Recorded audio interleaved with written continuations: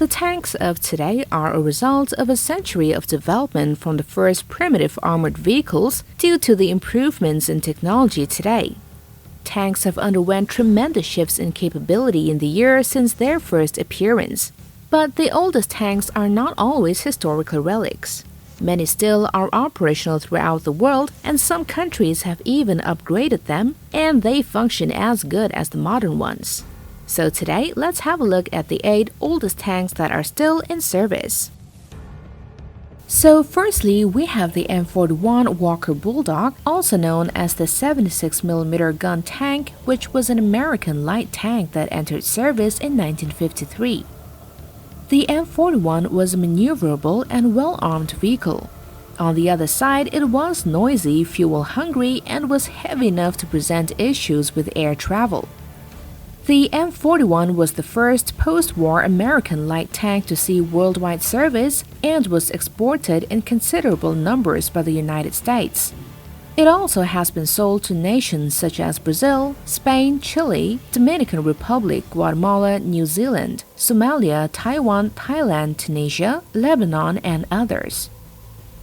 Many of these tanks were updated in order to extend their service life, and some are still in use, like Taiwan currently has 675 M41A3s in service. Up next on the list for the 8 oldest tanks that are still in service is the AMX-13. This was a French light tank that entered service in 1952. It served in the French Army and was sold to over 26 other countries, and some sources claim that 4,300 of these tanks were built for the French Army, and another 3,400 were exported. This tank was phased out of service with the French Army in the 1980s, but many of the exported tanks are still working till today, and it is currently in use in over 10 countries. Export users are upgrading their tanks to extend their service lives. A number of countries developed indigenous upgrade programs for the AMX-13, and surviving tanks are fitted with new fire control systems, patrol engines are replaced for the diesel ones, and armor protection is being increased. Next is the M48 Patent. This was an American first-generation main battle tank introduced in February 1952. Nearly 12,000 M48s were built from 1952 to 1961. M48 saw combat use in various Arab-Israeli conflicts, Indo-Pak War, Portuguese Colonial War, and the Vietnam War. Beginning in 1959, most American M48 A1s and A2s were upgraded to the M48 A3 model. Many M48s remain in service with other countries, though most of these have been highly modified and had their firepower, mobility, and protection upgraded to increase their combat effectiveness on the modern battlefield. As of 2015, Turkey is the largest operator with over 750 units in service, Taiwan is second with approximately 500 upgraded variants, and Greece is third with 390 in service. The T-54 and T-55 tanks are a series of Soviet main battle tanks introduced in 1947 just after World War II. Since its introduction, the T-55 have seen combat in more than 20 wars. Russian Army had withdrawn the last T-55 tanks from active service in 2016. They are the most widely used tank in the world, and even though it is old, yet it has seen service in over 50 countries currently. Estimated production numbers for the series range from 86,000 to 100,000. This was the first Soviet tank fitted with an efficient NBC protection system, and at the time it was the only tank in the world capable of fighting after a nearby nuclear explosion. This tank has a welded steel armor hull and a cast turret and is fitted with a fully stabilized 100mm gun. It can also fire accurately on the move. Up next is the Centurion, which was the primary British Army main battle tank of the post-World War II period. It was introduced in 1946 and is widely regarded as one of the most successful post-war tank designs, with production continuing into the 1960s and seeing combat in the front lines into the 1980s. This tank first saw action with the British Army in the Korean War in 1950 in support of the UN forces. Later, the Centurion fought against US-supplied M47 and M48 Patent tanks in the Indo-Pakistani War of 1965.